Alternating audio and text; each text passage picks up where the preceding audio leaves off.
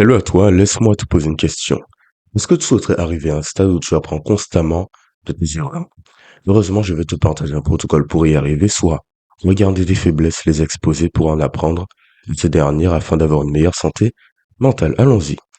Alors, sache qu'il serait très important pour moi de partager ce protocole aujourd'hui. Mais je vais répondre à une question que tu pourrais te poser, la voilà. En quoi le fait d'apprendre de mes erreurs me permettrait d'améliorer ma santé mentale? Un constat. Si actuellement tu es une personne qui a une mauvaise santé mentale, un mauvais équilibre mental, c'est probablement parce que tu as laissé des erreurs, des problèmes s'accumuler sur le long terme dans ta vie. Et quand ces problèmes et ces erreurs venaient à toi, tu faisais l'aveugle, et là, la vie t'a frappé en plein visage, tu as été chamboulé, ta santé mentale s'est dégradée. C'est un fait. Tandis que si tu avais pris la peine de regarder chacune de tes erreurs, de les analyser, là, tu aurais pu avoir une meilleure vie et donc une meilleure santé mentale. Un exemple. Disons qu'en quatrième, je me sentais mal mentalement, physiquement, j'avais de très mauvaises connexions. Sociales, c'est vrai. Et si à l'instant T, j'avais fait le choix de comprendre, attends, pourquoi je suis comme ça, à ce moment, j'aurais pu progresser et améliorer ma vie. Maintenant, j'ai attendu 2 ans, 3 ans, et en attendant, ça a été beaucoup de douleur pour moi. Voilà pourquoi il est important d'apprendre de tes erreurs pour améliorer ta santé mentale. Alors, l'étape 1 du protocole a donc deux objectifs principaux. Premièrement, te partager l'outil qui sera utilisé pour te permettre d'apprendre de toutes tes faiblesses. Et deuxièmement, te dévoiler un peu plus de détails concernant l'utilisation, la fréquence, quel jour, à quel moment utiliser l'outil. Tout cela sera révélé brillamment. Alors, quel est l'outil en question? C'est l'écriture.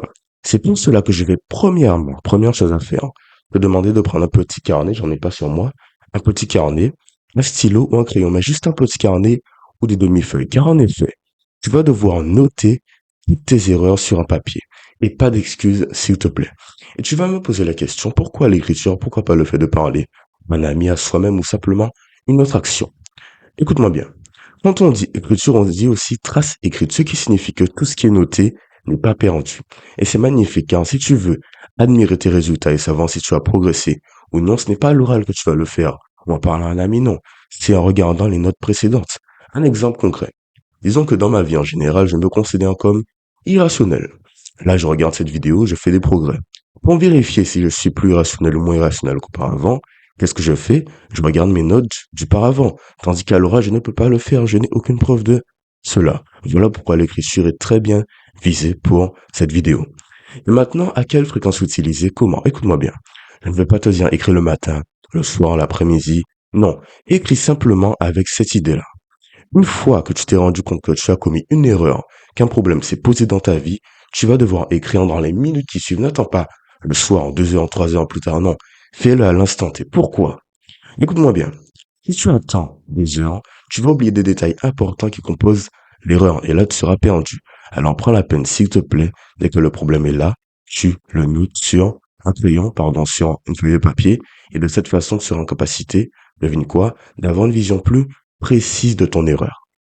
Alors maintenant, tout cela est bien. Si tu as passé l'étape 1, passons maintenant à la seconde. Et quel est son objectif? Connaître les origines de ton erreur. Car en effet, tu n'as pas mal agi, mal pensé, été irrationnel, été simplement mauvais, fait une gaffe par hasard. Non. Il y a eu un contexte, un environnement qui t'a poussé à mal agir. C'est logique. Tu n'agis pas malement, simplement par hasard. Non. Il y a toujours quelque chose qui te pousse à mettre en place cette mauvaise action. Et tu vas devoir connaître ce qui t'a poussé à mal agir. C'est pour cela que tu vas à nouveau prendre ce carnet et te demander quelles sont les origines du problème, en te posant les questions suivantes. Pourquoi c'est arrivé? Comment? Qui est avec moi? Comment je me sentais? Comment j'ai fait pour arriver à ce point?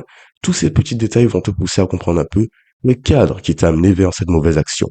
Et ce qui est magnifique, c'est que finalement, si tu as le cadre, l'environnement qui t'a poussé à mal agir, devine quoi? Tu seras en capacité quelque part d'avoir une première solution. Car il te suffira, je vais démentir cela après, mais d'éviter l'environnement qui t'a amené vers le mal, d'éviter le mauvais contexte pour être meilleur et éviter de faire des erreurs bêtes finalement. Voilà tout. Un exemple pour illustrer mon fait. Disons qu'à la salle de sport, je vois un mec, plus grand, plus petit que moi en âge, je ne sais pas, mais plus grand en taille que moi, plus beau, meilleure peau, beaux cheveux, etc. Et là, je me suis senti haineux, hostile envers lui, sincèrement, je l'avoue, j'ai eu un sentiment d'infériorité. Et rentrant chez moi, j'aurais pu me dire, attends, est-ce que c'est normal? Est-ce que c'est pas normal? Mais non, c'est normal. Ça arrive à tout le monde d'avoir ça. Mais non. J'ai fait le choix de comprendre qu'en réalité, ce n'est pas normal et j'ai cherché les origines de ma gaffe, de mon erreur finalement. Et là, j'ai compris que ce jour-là, je n'étais pas très confiant, je n'avais pas bien travaillé, ma santé mentale se dégradait, mes émotions dominaient, j'ai été irrationnel, tu vois. Et puis c'était le soir, tu vois, tous ces petits détails m'ont poussé à comprendre que je n'ai pas agi par hasard. Et là, j'ai pu progresser un tout petit peu, et c'est bien ce qui est magnifique. Parce que je suis passé d'un point où le fait est là, à un point où le fait est là, mais j'essaie de le décrire un maximum. Maintenant, passons à la dernière étape qui est très concrète. Écoute-moi bien. Là, une solution se profile un peu vers toi. Alors, tu te dis simplement, je vais changer le cadre de l'erreur et l'environnement aussi, et là, je serai magnifique, je ne ferai plus jamais de mauvaises actions dans ma vie, je suis libéré. Je te dirais que ce n'est pas tout à fait vrai. Pourquoi? Sache que la vie est chaotique. Tu n'auras pas toujours la main basse sur toutes les situations qui viendront à toi. Et quand une situation va te déplaire, si tu ne sais pas la régler, si elle est simplement sous le tapis, alors là, un jour, tout cela va déborder. Tu vas retourner, pardon, dans les mêmes schémas toxiques, c'est la réalité.